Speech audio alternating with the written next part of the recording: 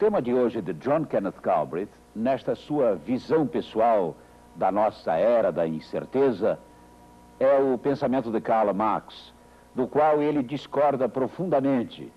Talvez seja um dos pensadores modernos do qual ele mais discorda. Mas como Galbraith nos diz, não é possível entender o mundo de hoje sem conhecer o pensamento de Marx e de seus seguidores. Não é possível ignorar as consequências que ele teve e tem. É disso, portanto, que Galbraith trata hoje, das ideias de Marx, das suas tentativas de levá-las à prática, de seus insucessos e da influência que ele continua exercendo hoje em parte do mundo.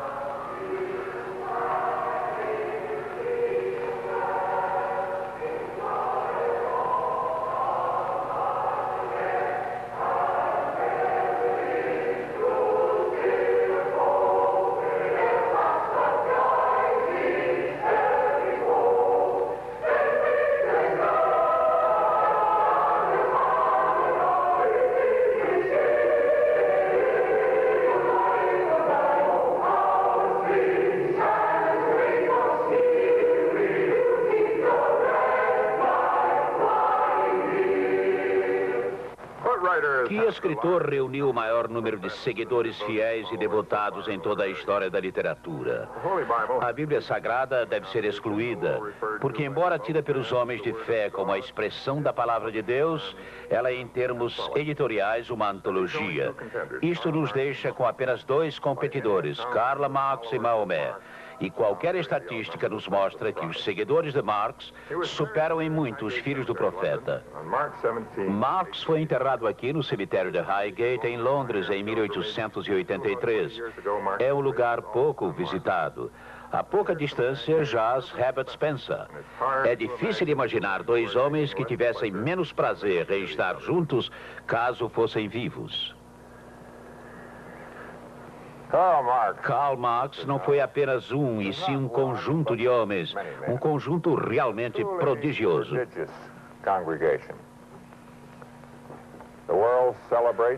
O mundo exalta Karl Marx como um revolucionário, como o pai da revolução. Mas ele foi também um grande cientista social. Muitos diriam com justiça que ele foi o mais original e criativo economista e o mais erudito filósofo político da sua época. Foi também um brilhante jornalista. Todos os republicanos dos Estados Unidos poderiam lembrar com orgulho que durante uma época de extrema penúria, Marx foi sustentado pelo New York Tribune, onde era considerado o melhor correspondente estrangeiro. Marx foi também um historiador dotado de extrema sensibilidade histórica, uma característica muito importante. Talvez seja esta sensibilidade histórica que separa os bons dos maus economistas. Eu, pelo menos, penso assim. Marx liderou, ou talvez fosse mais correto dizer, Marx construiu a revolta contra aquele mundo que nós estudamos nos 2 primeiros capítulos desta série. Tenho certeza de que ele gostaria que analisássemos esta revolta e o homem que a provocou dentro de uma perspectiva histórica.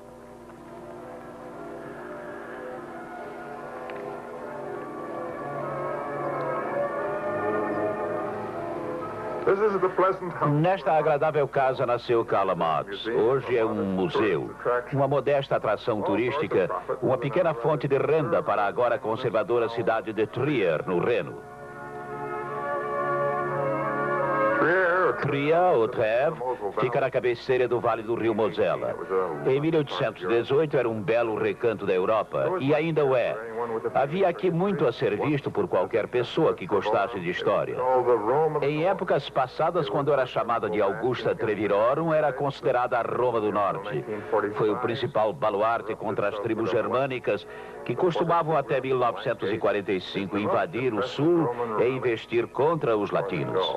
A Porta Negra é a mais expressiva das relíquias romanas da Gália Setentrional. Trier é hoje parte da Alemanha e em 1818 acabara de ser reconquistada a França. Quando a família Marx se mudou para esta casa, a ocupação francesa cedera lugar à dominação prussiana. Este é o Clube do Cassino, fundado durante a ocupação francesa para ser um centro literário. O pai de Marx, Heinrich Marx, era membro deste clube. Hoje o prédio abriga instalações do exército francês em Trier. E ninguém presta mais atenção aos franceses. Os franceses haviam sido, em comparação com os prussianos, bastante liberais com a comunidade judaica da cidade. A família Marx, cujos antepassados estão sepultados aqui, era judia.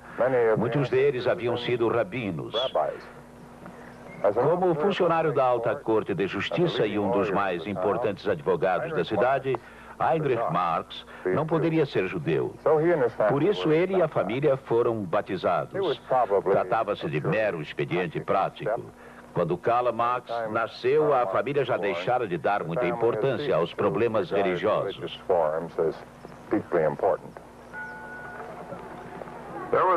Mas a França deixou ainda outro legado a Trier, o clima de abertura às ideias. Isso incluía o socialismo utópico e idealista de Saint-Simon e Fourier, bem como a rejeição das marcantes e crescentes diferenças entre ricos e pobres. Aqui nesta escola, o jovem Marx foi contagiado pelo clima reinante. Isto pode ser comprovado nas suas primeiras redações escolares. Uma delas sobre a escolha de uma profissão. A escolha de uma carreira deve recair sobre o que seja mais útil para a humanidade. Então nossas cinzas serão lavadas pelas lágrimas dos homens dotados de caráter. O envolvimento de Marx na questão religiosa data daquela época. Tanto a origem judaica de Karl Marx como a sua conversão ao cristianismo viriam a ser mais tarde extremamente úteis a seus inimigos. O anticomunismo pôde ser facilmente combinado ou associado com o antissemitismo. Chegou a haver uma suspeita oculta de que Marx fosse antissemita. Afinal de contas, ele havia sido batizado. Muitos de seus escritos eram bastante severos para com os judeus. E embora Marx aparentemente usasse o termo judeu como sinônimo ou metáfora para qualificar um comerciante avarento, essa prática era muito comum já naquela época. Além disso, Marx foi ateu numa época em que se levava a religião muito a sério. E foi um ateu militante. Numa de suas definições mais memoráveis, ele descreveu a religião como o ópio do povo. O ópio que prega a aceitação pacífica das dificuldades da vida e da exploração em vez da rebelião.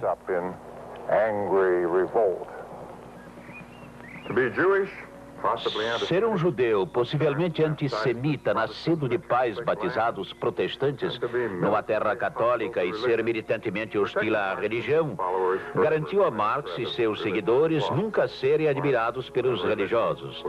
Marx e a religião estavam destinados a serem eternos adversários. O jovem Marx não tardou em unir ao seu idealismo uma forte dose de romantismo. Eis aí uma tendência muito em voga dentre os intelectuais do Reno e do Mosela. Ainda adolescente, Marx se apaixonou por Jenny von Westphalen, filha do homem mais influente da cidade, o barão Ludwig von Westphalen. O barão Westphalen, um intelectual e um liberal, afeiçoou-se ao jovem Marx. Passeando ao longo das margens do Mosela, o barão iniciou seu jovem amigo na poesia romântica e na ideia de que um Estado perfeito seria socialista, não capitalista, baseado na propriedade coletiva e não na propriedade privada. Está aí um pensamento que impressionou bastante o jovem Marx.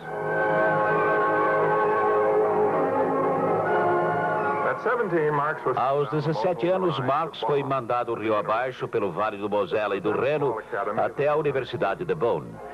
Ela era então uma pequena academia com algumas centenas de alunos, um tanto aristocrática em suas tendências, mas também romântica. E essa era ainda a tendência de Marx. Nessa época, ele estendeu seus interesses poéticos até as áreas do duelo e da bebida. Mesmo de acordo com as normas pouco exigentes da época, Marx era tido como um aluno bastante relapso. Ficou em Bonn apenas um ano e depois foi para Berlim. Isso significou muito mais que uma simples troca de universidades. Foi uma mudança para o próprio centro vital da intelectualidade alemã, até mesmo europeia, ou por que não dizer ocidental.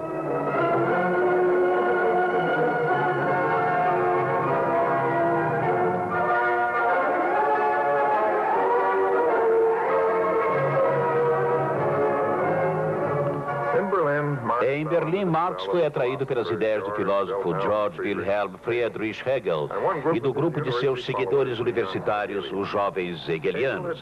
Hegel morrera fazia apenas 5 anos, mas o seu prestígio continuava intocado na Universidade de Berlim. Marx foi profundamente influenciado, uma influência que perduraria por toda a sua vida. Hegel não é fácil de ser compreendido por uma mentalidade anglo-saxã ou norte-americana. Confesso que eu, pessoalmente, sempre me senti um tanto inseguro.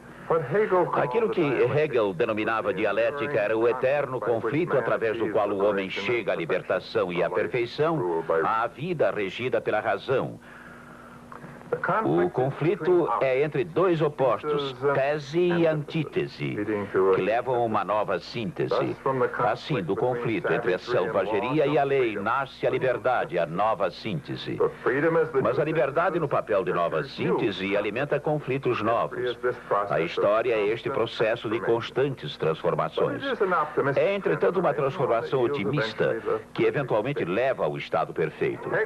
Hegel achava que o estado prussiano de seu tempo estava próximo de tal perfeição. E este era um pensamento que Marx rejeitava firmemente. Para ele, a transformação hegeliana tinha muito caminho ainda a percorrer. Os marxistas modernos se sentem mais satisfeitos com o que aconteceu numa parte da Alemanha, a Alemanha Oriental, Berlim Oriental. Mas é muito difícil adivinhar como Marx reagiria diante disto como um país em estágio final de perfeição. No seu tempo, principalmente na Alemanha, Marx considerou o processo hegeliano extremamente incompleto.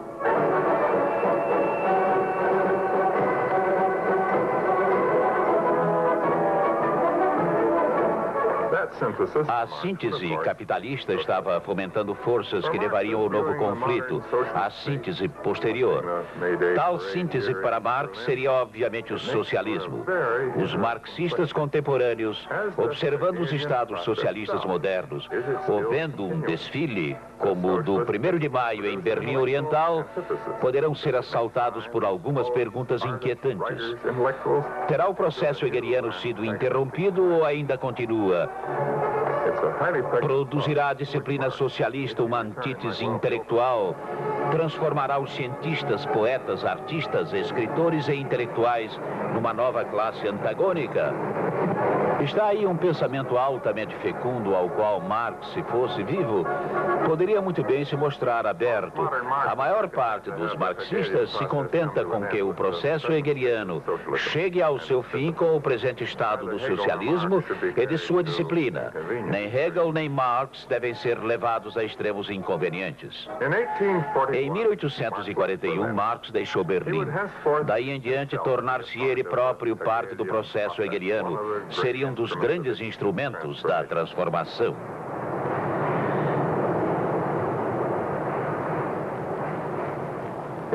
Logo em seguida foi para a Colônia, que, como Trier, também havia sido recentemente libertada do domínio francês, ficando, portanto, mais liberal.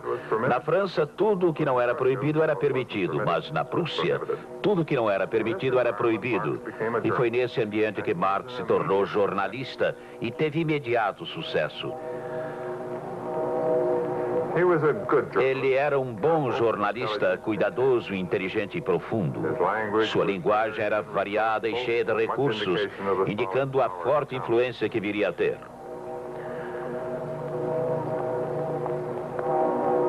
O Rheinische Zeitung era financiado pelos prósperos industriais do Reno e do Ruhr. Para eles, Marx representava uma força rumo ao progresso e um apóstolo do moderno mundo econômico, do liberalismo e da liberdade de iniciativa contra as limitações e restrições do feudalismo. Em pouco tempo, ele foi nomeado editor. Marx era também uma força moderadora. A palavra comunismo, embora ainda sem significado definido, começava a ser usada na imprensa. Marx descreveu assim algumas colaborações a seu jornal. Rabiscos, cheios da palavra revolução e vazios de ideias, escritos com desleixo e temperados com doses de ateísmo e comunismo, coisas que estes cavaleiros jamais estudaram.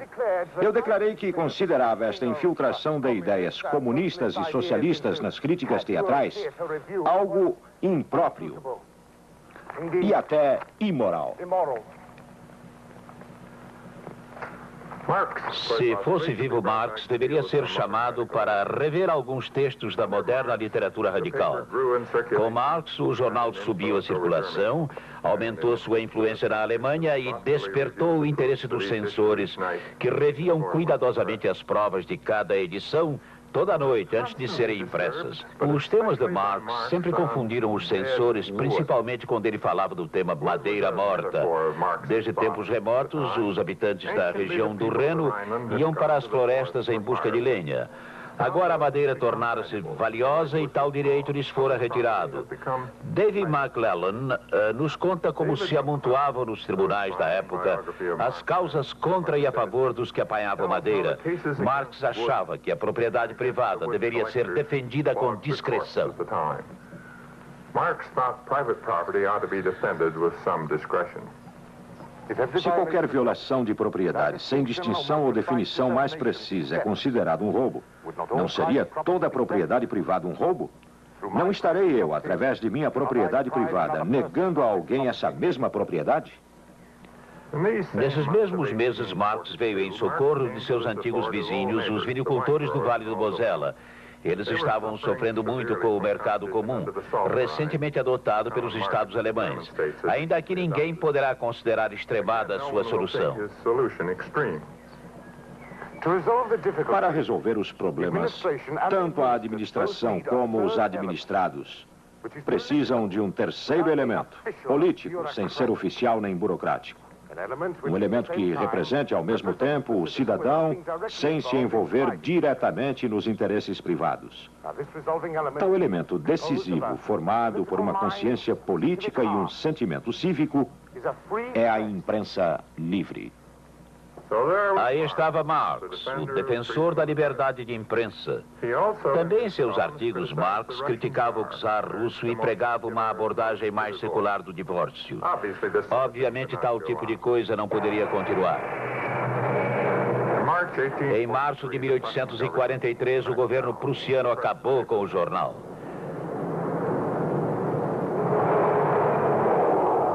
Em termos físicos, terminavam aí os anos alemães de Marx. Em termos espirituais, ele voltaria sempre e sempre à Alemanha.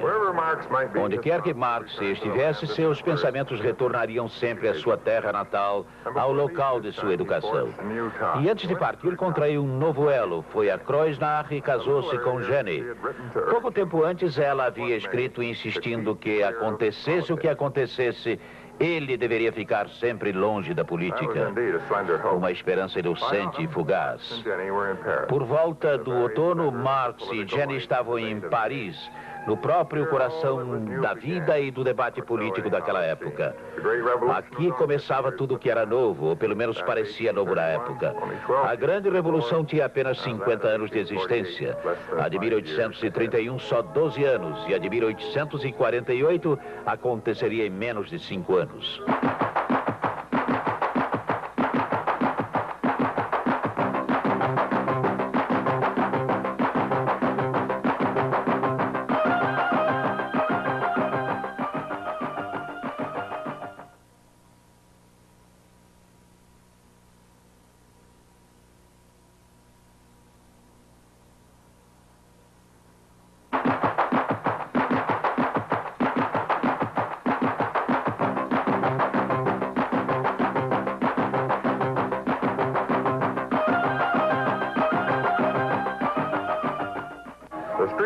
As ruas de Paris estavam cheias de refugiados da censura e da repressão prussianas.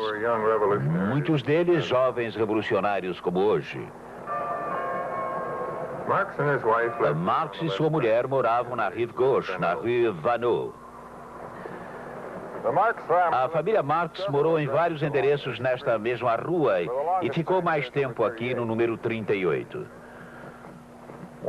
Uma vez estabelecido em Paris, Marx iniciou um novo empreendimento jornalístico, a publicação do Deutsche Französische Jahrbucher, o anuário franco-germânico, na verdade uma revista. Ao chamá-la de anuário, sua esperança era enganar a censura. A referência à França no título era um mero artifício. Embora estivesse em Paris, todos os seus pensamentos estavam voltados quase exclusivamente para a Alemanha. Na França, todas as classes sociais são politicamente idealistas e não têm consciência de si mesmas como classes, de seus interesses. Agem sempre como se fossem representantes globais da sociedade. O proletariado só agora está surgindo na Alemanha, com a ampliação da indústria. Portanto, estamos começando agora na Alemanha, enquanto a França e a Inglaterra estão terminando. Quando todas as condições internas estiverem criadas, o dia da ressurreição germânica será anunciado pela coroação do galo gaulês. Acho que Marx estava querendo dizer apenas que a mudança na Alemanha, pacífica ou não, seguiria o modelo da França. Mas a força policial prussiana contava com homens muito sensíveis. Eles consideraram o assunto perigoso. Assim, a primeira edição do anuário foi confiscada na fronteira. Não houve leitores alemães.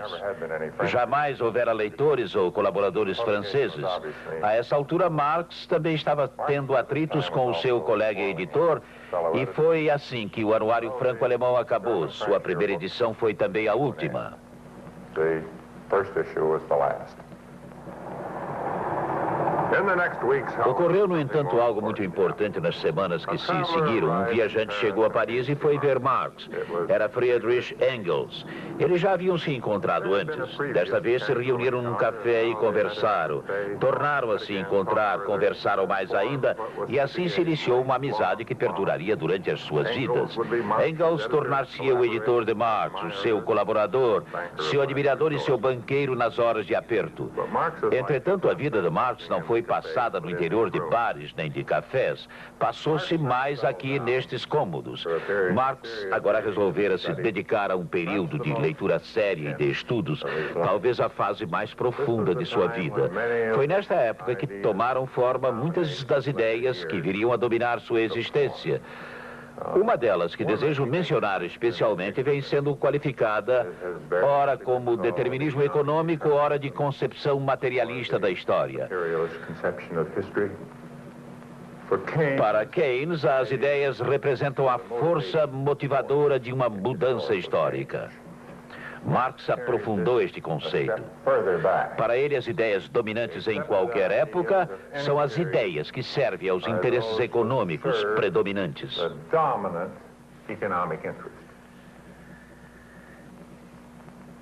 A economia política começa com o trabalho, que é a própria alma da produção, sem, no entanto, atribuir valor algum ao trabalho. Tudo é atribuído à propriedade privada. A produção intelectual muda o seu caráter à medida em que a produção material se altera. As ideias dominantes em qualquer época foram sempre as ideias da classe dominante. Devo dizer que nunca achei que Marx estivesse errado ao apresentar tal proposição. A realidade social de nossos dias tem a extraordinária capacidade de servir a interesses econômicos importantes. Enquanto estudava aqui em Paris, Marx continuou a escrever. Ele ainda continuava muito preocupado com a Alemanha. Sua válvula de escape literária era agora o Vorwärts, a Avante, o órgão da comunidade de refugiados alemães aqui em Paris. Os censores continuavam alertas. Relembremos as palavras de Marx em um de seus comentários impiedosos. Temos que admitir que a Alemanha tem uma vocação para a revolução social, que se torna ainda mais clássica devido à incapacidade do país para uma revolução política. Isso ocorre porque, assim como a impotência burguesa alemã gera a impotência política do Estado alemão, também o proletariado germânico representa a situação social do país.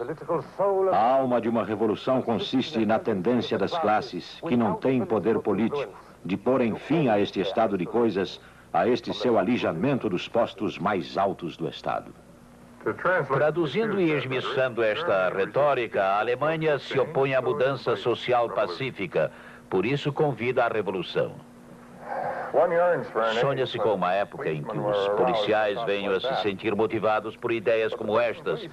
Na verdade, a polícia da Prússia foi motivada. Ela apresentou queixas junto às autoridades francesas. Dar abrigo a um escritor como este, não era um gesto de boa vizinhança. Exigia um gesto amistoso e fraternal de repressão. E foi assim que Guizot, ministro francês do Interior, expediu ordem para a expulsão de Marx. Isso foi em 25 de janeiro de 1845.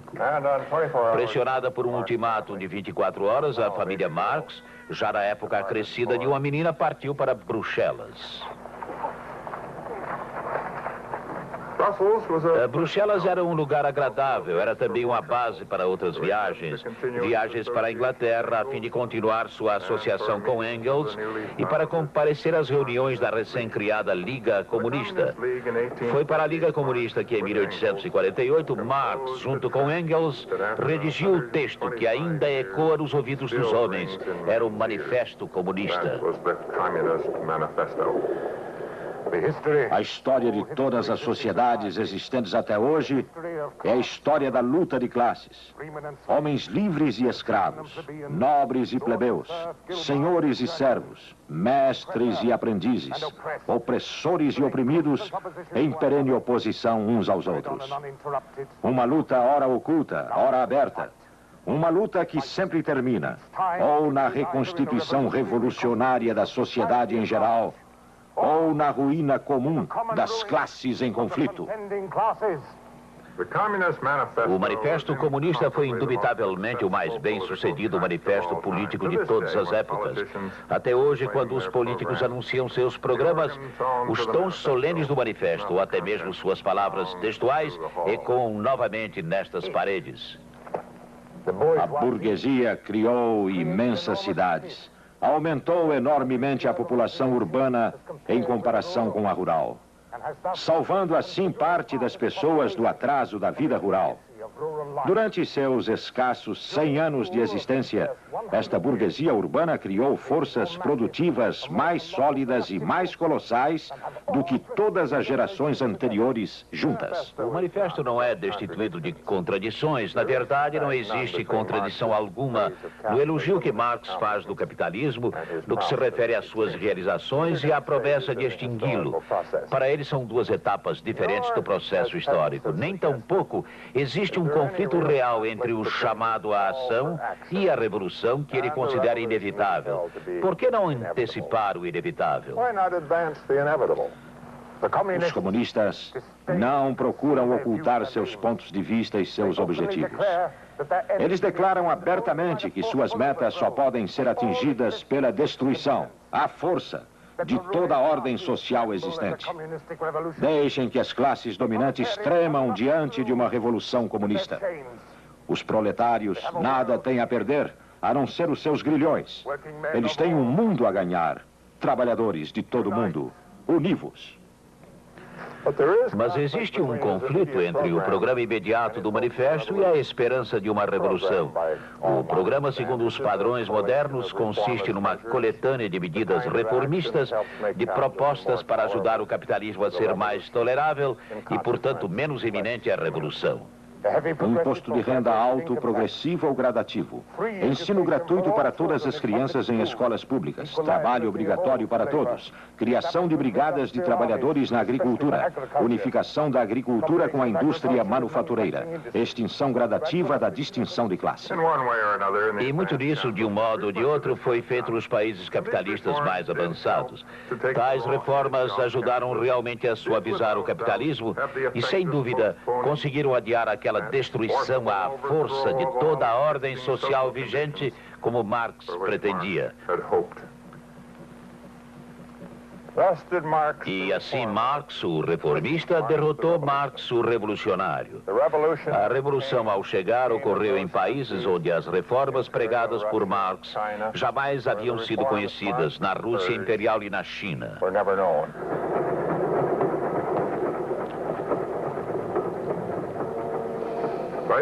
Por volta de 1848, Marx, tido como subversivo, encabeçava todas as listas da polícia. Os belgas, embora mais liberais que seus vizinhos, sentiam-se nervosos por dar abrigo a um homem tão perigoso. Apesar disso, no mesmo dia em que foi expulso da Bélgica, Marx foi convidado para voltar à França. Isso porque 1848 foi o ano das revoluções, em Berlim, em Viena, em Praga e aqui em Paris. Muitas pessoas ainda associam este ano a Marx e ao Manifesto. Nenhum dos dois exerceu grande influência nos acontecimentos. As revoluções aconteceram, mas as palavras do Manifesto continuaram quase desconhecidas. Todas as revoluções têm um centro geográfico. A Revolução Francesa teve seu grande centro na Bastilha. A Revolução de 1848 centralizou-se aqui nos Jardins de Luxemburgo, um cenário pouco apropriado para uma revolução. É algo parecido com fazer uma revolução em pleno Regent's Park, em Londres, ou na Assembleia Legislativa de Boston.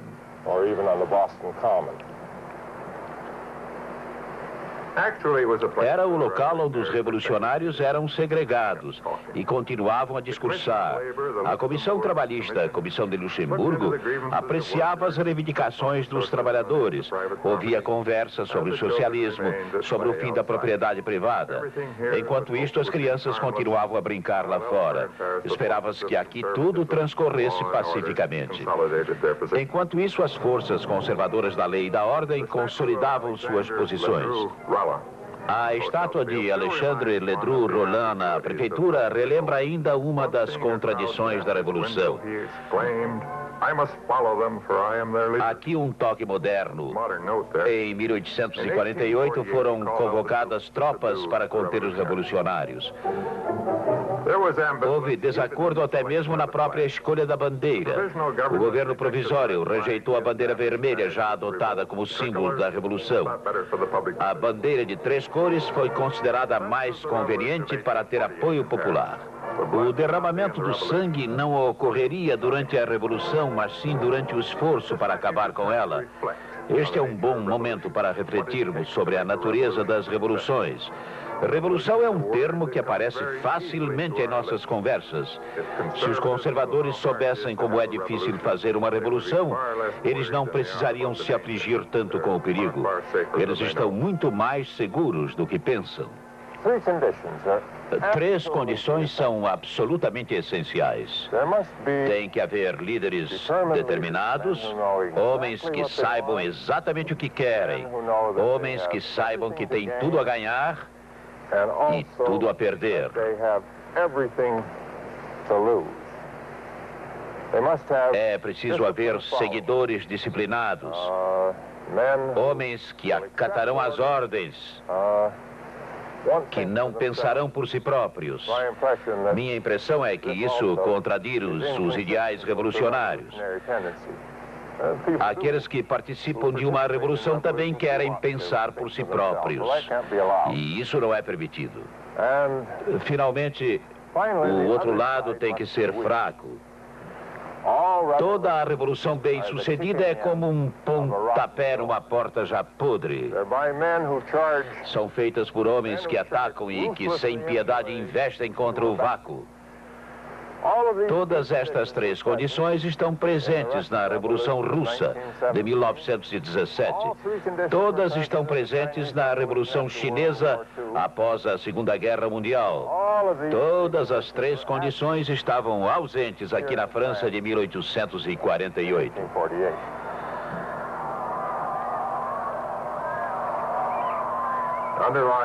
A autoridade básica era bastante forte e recuperou-se rapidamente.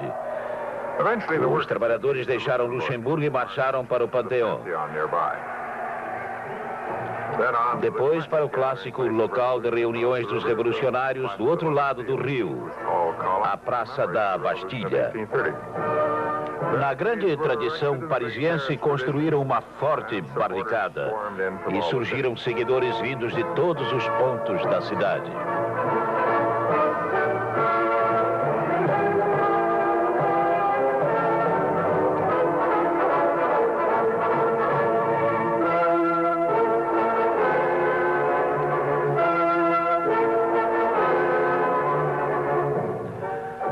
Durante as lutas de julho de 1848, os chamados Dias de Julho, os revolucionários foram vencidos e as barricadas foram tomadas. 500 revolucionários perderam a vida, 3.000 foram executados. Foram feitos prisioneiros que de início foram fuzilados. Mas como os vizinhos reclamassem do barulho, eles passaram a ser mortos à baioneta. O massacre se estendeu até aqui, aos jardins. De acordo com a lenda, num gesto de consideração, os jardins foram fechados até que todo o sangue fosse lavado e retirada toda a sujeira.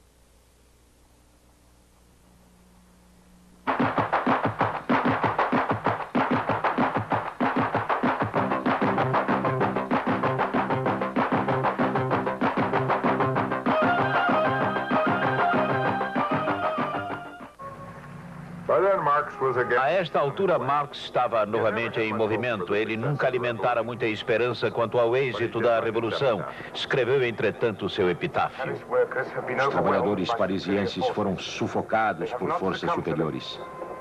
Eles não sucumbiram. O triunfo momentâneo da força bruta foi comprado com a divisão da França em duas nações. A nação dos que possuem e a nação dos trabalhadores. A República Tricolor tem agora uma só cor. A cor dos derrotados. A cor do sangue.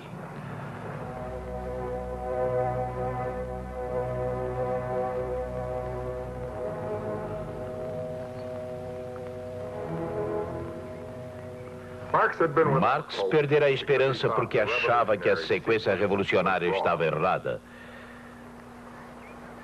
Ele insistentemente afirmava seu ponto de vista, segundo o qual a Revolução Burguesa, a Revolução Capitalista, tinha que vir em primeiro lugar e só então poderia ter êxito uma verdadeira Revolução dos Trabalhadores.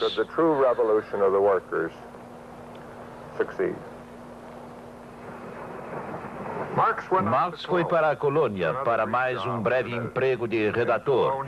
Em colônia ele ainda era o porta-voz da moderação. Que não haja qualquer ação precipitada por parte dos trabalhadores, porque ela poderá levar a um fim desastroso, dizia ele. Mas Marx não foi ouvido. Na Alemanha também a retórica revolucionária havia ultrapassado em muito a realidade do poder. E a revolta foi esmagada. E, no entanto, acontecia uma mudança.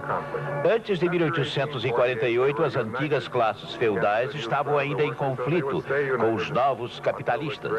Após 1848, eles uniram suas forças contra a nova ameaça dos trabalhadores e ficariam unidos até a Primeira Guerra Mundial.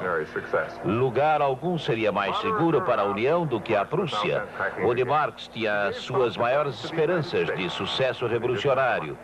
Moderado ou não, novamente Marx teve que fazer as malas. Pensou em ir para os Estados Unidos, mas não tinha dinheiro, tinha que ser Londres. Atravessou o canal em 24 de agosto de 1849. Estava deixando para trás várias vidas. Tinha então 31 anos. À sua frente, 3 grandes tarefas. Formar as ideias que iriam guiar as massas em uma revolução. Criar a força que provocaria a revolução e ganhar a vida. Marx obteve ajuda financeira de Engels e de outros amigos. Houve também uma herança vinda de Trier e havia o New York Tribune. Em 1857, época de pouco dinheiro, o New York Tribune despediu todos os seus correspondentes estrangeiros, exceto 2, e Marx foi um deles. Marx era, porém, mão aberta. Enquanto antigamente ele só tomava providências forçado pela polícia, agora ele se antecipava às cobranças dos credores e proprietários irritados. Daí outras trocas de endereço que terminaram finalmente no número 28 da Rua Dean, no Soho. Nasceram filhos, 6 ao todo, e 3 deles morreram nos cômodos pobres e apertados do segundo andar. Marx continuava a atrair a atenção da polícia prussiana. Em 1852, um espião da polícia, extremamente letrado, enviou para a Alemanha um relatório sobre Marx. Como pai e esposo, Marx, apesar de seu gênio impulsivo e irrequieto, é o mais delicado e afetuoso dos homens. Marx mora num dos piores bairros de Londres, portanto, num dos mais baratos. Ele ocupa 2 cômodos. O cômodo que dá para a frente é a sala. O quarto fica nos fundos. Em todo o apartamento, não existe uma só peça de mobília que não esteja quebrada ou rasgada, com 2 centímetros de poeira, e impera a maior desordem por todo lugar. Sente um orgulho exagerado de sua autoridade como chefe do partido. É vingativo e implacável com seus rivais e adversários. Não descansará até destruí-los. O traço dominante de sua personalidade é uma ambição sem limites e o amor pelo poder. Apesar da igualdade comunista que prega, ele é o líder absoluto do seu partido. Na verdade, decide tudo sozinho. E ao dar ordens, assume inteira responsabilidade sem tolerar que pessoa alguma o contradiga. Tudo isso se refere à sua atividade clandestina e reuniões secretas.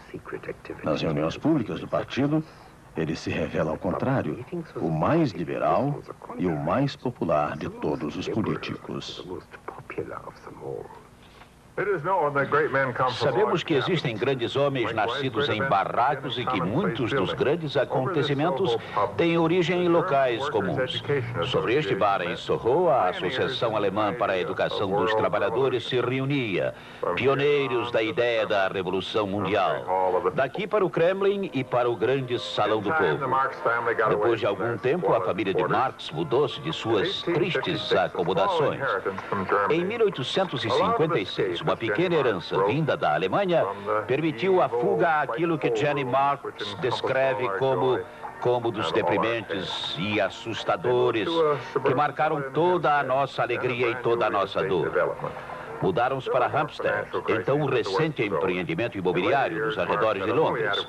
Ocorreram outras crises financeiras, mas a pior delas já havia passado.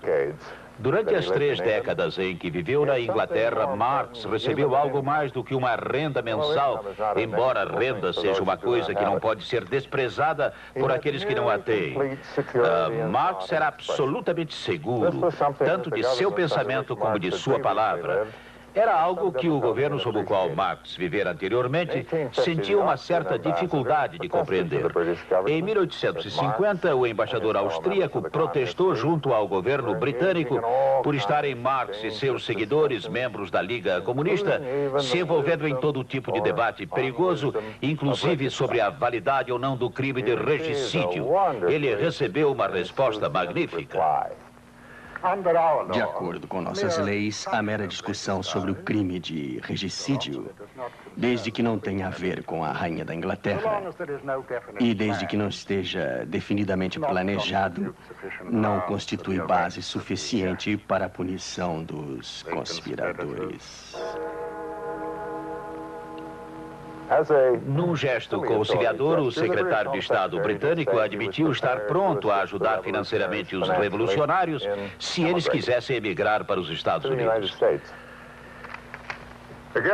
Mais uma vez, Marx deixou de ir. Em Londres, ele dispunha ainda de outro forte recurso muito prestigiado, a biblioteca do Museu Britânico.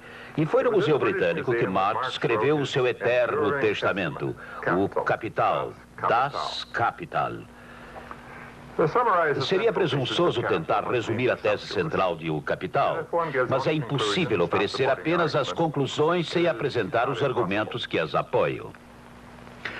Creio que alguns ainda se recordam de que Ricardo deu ao mundo a teoria do valor do trabalho, proposição segundo a qual o valor de um produto é baseado no valor da mão de obra necessária para a sua produção. Mais ainda, dizia Ricardo, ocorreria uma inevitável tendência à baixa nos salários até que eles alcançassem um nível suficiente apenas para garantir a sobrevivência dos operários. Os donos de terras ficariam muito bem. Os trabalhadores apenas sobreviveriam. Marx começou onde Ricardo parou. Para Marx, o valor que o trabalho empresta a um produto passa a constituir um direito, algo que o operário tinha direito a reclamar. Aquilo que o trabalhador não recebia foi chamado por Marx de mais-valia, que seria mais ou menos o lucro e que ficava à disposição dos capitalistas para investir na fábrica e em máquinas como capital industrial. Era o capitalista agora o beneficiário, não mais o dono da terra. Mas aplicava-se ainda a rígida lei de Ricardo sobre os salários. Os capitalistas prosperavam e os operários apenas sobreviviam. Isto em grande parte devido ao grande número de desempregados, uma reserva industrial destinada a garantir que os salários continuassem baixos. Se os capitalistas recontratassem esta mão de obra vaga, os salários subiriam. Com isto, os lucros cairiam, a produção deixaria de ser interessante, haveria uma crise. Uma crise que, mais tarde, passou a ser chamada de depressão. Então seria restaurado o desemprego que, na opinião de Marx, é essencial ao capitalismo. Os lucros dos capitalistas seriam utilizados em investimentos e também para os grandes capitalistas engolirem os menores no processo de concentração capitalista. Devido a essa concentração, cada capitalista se tornaria mais forte, mas o sistema como um todo se enfraqueceria, já que suas bases políticas repousariam sobre números cada vez menores. Tal fraqueza, mais o decrescente índice de rentabilidade e das depressões cada vez mais graves, tornaria o sistema progressivamente mais vulnerável à destruição. Confrontado com o disciplinado proletariado que o próprio sistema criara, ele seria derrubado. Juntamente com um número cada vez menor de magnatas do capital, que usurpam e monopolizam todas as vantagens deste processo de transformação, aumenta a miséria do povo, a opressão, a escravidão, a degradação, a exploração. Mas com isso, cresce também a revolta da classe trabalhadora. Classe que continuamente cresce em número, é disciplinada, unida, organizada pelo próprio mecanismo do processo de produção capitalista. O monopólio do capital torna-se um estorvo ao método de produção, que surgiu e floresceu com ele e sob ele. A centralização dos meios de produção e a socialização do trabalho atingem finalmente um ponto em que se tornam incompatíveis com o seu invólucro. Rompe-se esse invólucro. Soa então a marcha fúnebre da propriedade privada capitalista. O expropriador é expropriado. Estamos vendo os carbúnculos no rosto de Marx. Certa vez ele advertiu os capitalistas, dizendo que ainda viriam a pagar por eles. Havia para os capitalistas um consolo. Seu fim não viria em forma de lágrimas, mas sim de uma explosão maravilhosa. O primeiro volume de O Capital só foi publicado em 1867. Os dois outros só foram publicados após a morte de Marx. Foram completados graças às anotações do sempre fiel Engels e não poderiam ter sido preparados por mais ninguém. Uma das razões do atraso foi a miséria dos primeiros tempos de luta. Outra razão foi a erudição. Marx era incapaz de escrever coisa alguma sem antes haver lido tudo a respeito. Outra razão ainda foi a interminável discussão, os debates e a polêmica nas quais Marx vivia absorvido. Por outro lado, Marx também estava durante aqueles anos lançando as fundações da revolução que ele esperava fosse iminente, muito embora nunca tivesse acreditado piamente nisso. O instrumento de sua revolução era uma organização que servisse de elo entre trabalhadores sem pátria de todos os países industrializados. Conhecida hoje como a primeira internacional, esse instrumento revolucionário nasceu em Londres no dia 28 de setembro de 1864, durante uma reunião de 2.000 trabalhadores, líderes sindicais e intelectuais de toda a Europa. Foi eleito o conselho e Marx foi escolhido seu secretário. A resolução, que de fato foi aprovada pela primeira internacional, solicitando a redução da jornada de trabalho, o apoio do governo para a educação, a nacionalização das estradas de ferro, não era assim tão revolucionária. Mais uma vez surgiu o ferrenho rival da Revolução, a Reforma. E a Revolução tinha ainda o outro rival a enfrentar, o nacionalismo. Em 1870, Bismarck, que um dia havia proposto que Marx colocasse sua pena a serviço de sua pátria, entrou em guerra com Napoleão III. Num prelúdio ao drama muito mais pungente de agosto de 1914, os proletários dos dois países acorreram em defesa do que consideravam ser sua pátria. A Guerra Franco-Prussiana e o Sítio de Paris foram descritos com aquela mesma sofreguidão com que as catástrofes modernas são saboreadas. Os jornais de Nova York estavam muito interessados.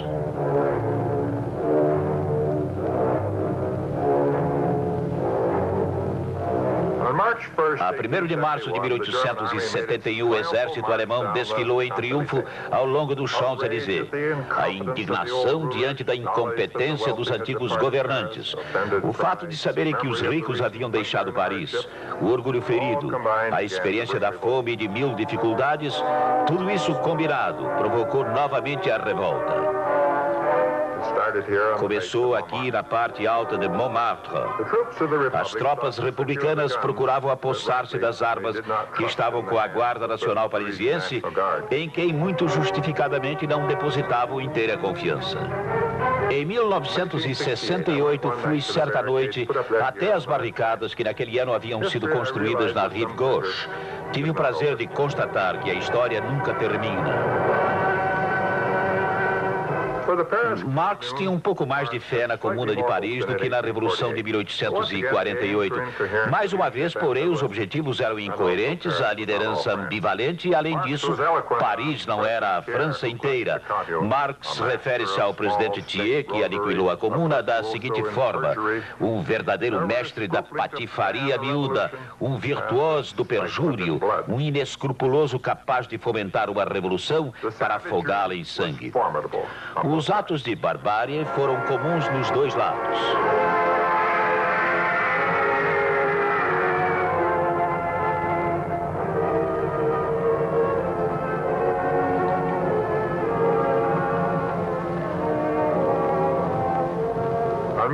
No dia 21 de maio de 1871, as tropas republicanas entraram na cidade. Em pouco tempo, Paris estava em ruínas. Foi um trabalho meticuloso de destruição, mesmo pelos padrões atuais. 20.000 revolucionários e 750 soldados do governo foram mortos. 38.000 foram presos, 7.000 exilados. A última batalha foi dentro do cemitério Père Lachaise.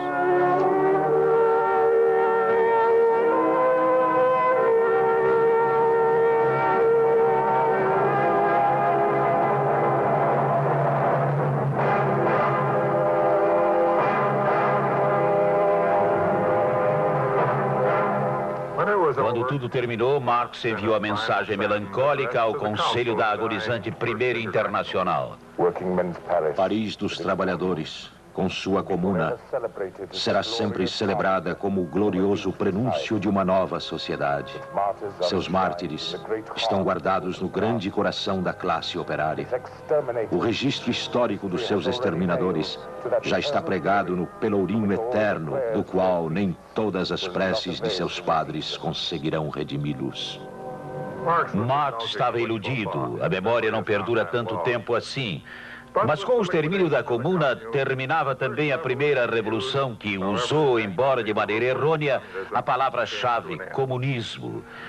Depois da revolta de Paris, Marx continuou seu trabalho. Continuou também sendo o juiz supremo do pensamento socialista. Em 1875, o Partido Trabalhista da Alemanha aprovou um programa que desagradou profundamente a Marx. Mais uma vez, a reforma tomava o lugar da revolução. Mas ele alertou também de mais uma vez que para alcançar o verdadeiro comunismo era necessário fazer desaparecer primeiro a velha cicatriz do velho capitalismo. Somente então despontaria o grande dia em que a sociedade iria inscrever em seu estandarte: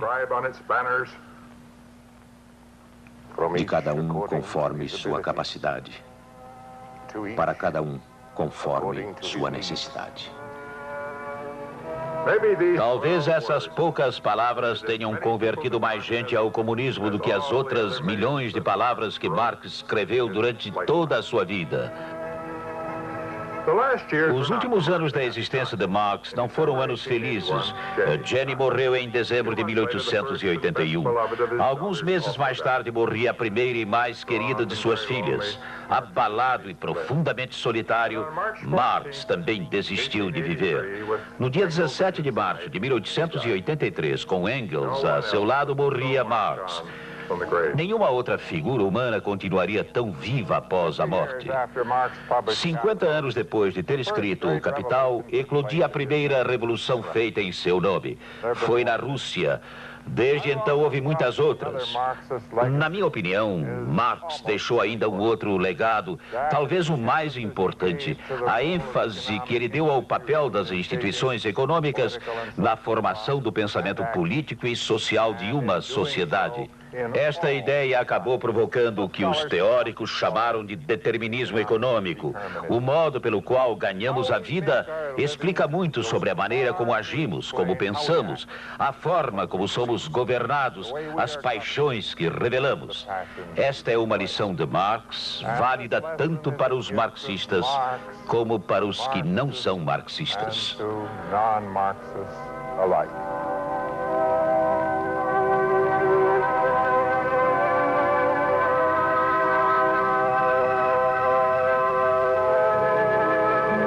Na próxima semana, o tema de John Kenneth Galbraith será a aventura colonial, desde tempos remotos até o fim do envolvimento norte-americano no Vietnã.